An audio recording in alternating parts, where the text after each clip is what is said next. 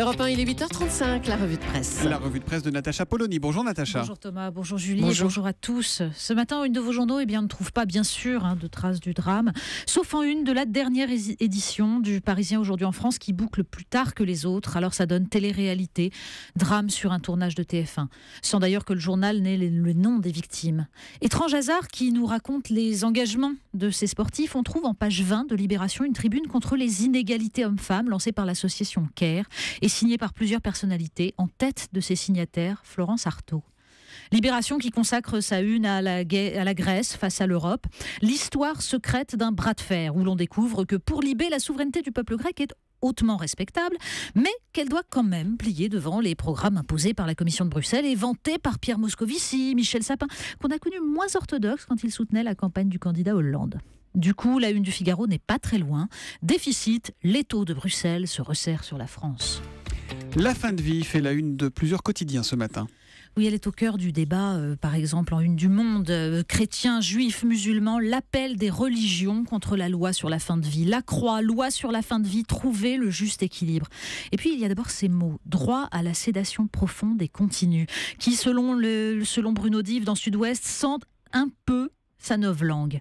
Dans La Montagne, Florence Chédotal rappelle surtout que seuls 20% des gens qui devraient bénéficier de soins palliatifs y ont accès. Considérer cela comme une non-assistance à personne en grande souffrance, estime Didier Rose dans l'Alsace, permettrait de cesser de jouer sur les certitudes idéologiques. Mais ce qu'il faut lire surtout ce matin, c'est tout d'abord ce récit bouleversant du dernier voyage de Fabienne Bidot, atteinte d'un cancer généralisé et qui a contacté Le Monde pour raconter son choix du suicide assisté en Suisse. C'est parce que j'aime la vie et que je la respecte, disait-elle, que je souhaite mourir de cette façon, soulignant que l'arrêt de tout traitement lui avait permis de se détacher de la maladie, de ne plus avoir l'impression d'être une victime.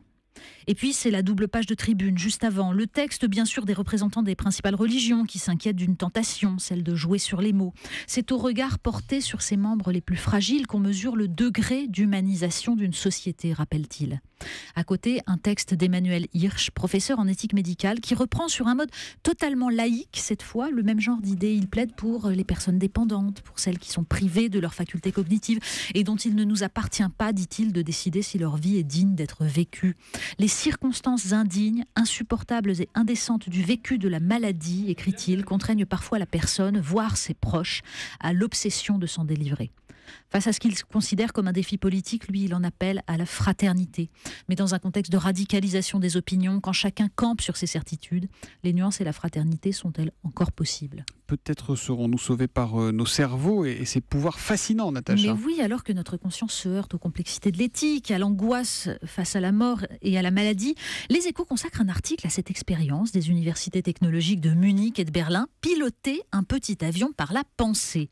Grâce à un casque à électrodes détectant l'activité électrique du cerveau, les chercheurs ont pu diriger l'appareil.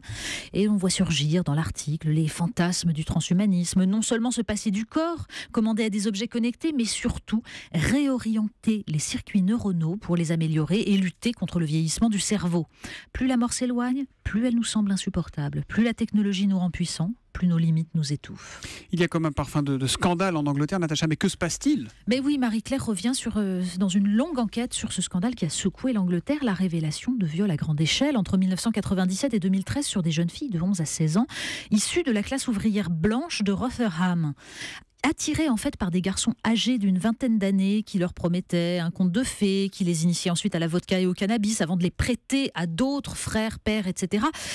En fait, signe particulier, tous les violeurs étaient d'origine pakistanaise. Et la police et les services sociaux, dit l'article, étaient au courant depuis 16 ans.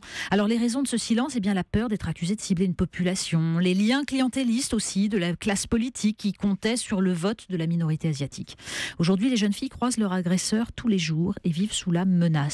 Alors pour se donner un peu de vigueur quand même, malgré tout ça, on lira quelques pages plus loin l'entretien avec Elisabeth Badinter qui explique comment le féminisme ne peut pas se passer de la laïcité. Bon, bien sûr, le discours est parfois désenchanté quand elle se souvient comment Ni pute ni soumise, par exemple, a été peu à peu accusée de stigmatiser les jeunes garçons de banlieue. Mais c'est un discours sans concession, un discours tranchant, ça fait du bien. Alors ça pique, ça démange, ça gratte, ça y est, elles sont de retour. Ah oui, c'est épouvantable. Oui. C'était en fait la une initiale du Parisien avant le drame.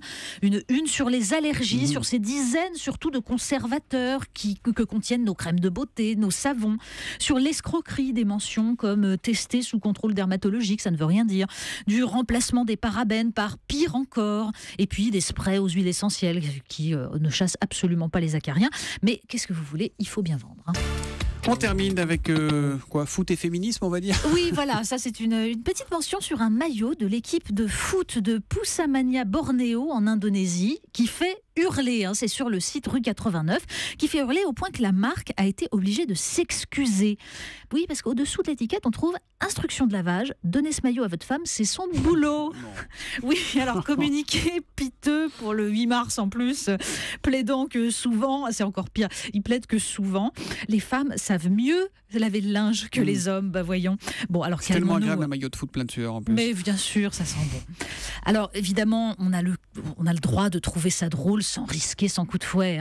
Mais en fait, ce serait drôle en France, où madame peut justement se permettre d'envoyer le maillot crasseux à la figure de monsieur, ça pose aucun problème. Et d'ailleurs, c'est justement là, malheureusement, qu'on peut plus faire ce genre de blague. Alors qu'en Indonésie, la réalité de la vie des femmes, ça interdit de trouver ça drôle. Et puis en plus, ça aurait certainement pas fait rire Florence Artaud. La revue de presse de Natacha Polony tous les matins à 8h30 sur Europe 1. Demain, Natacha. À demain.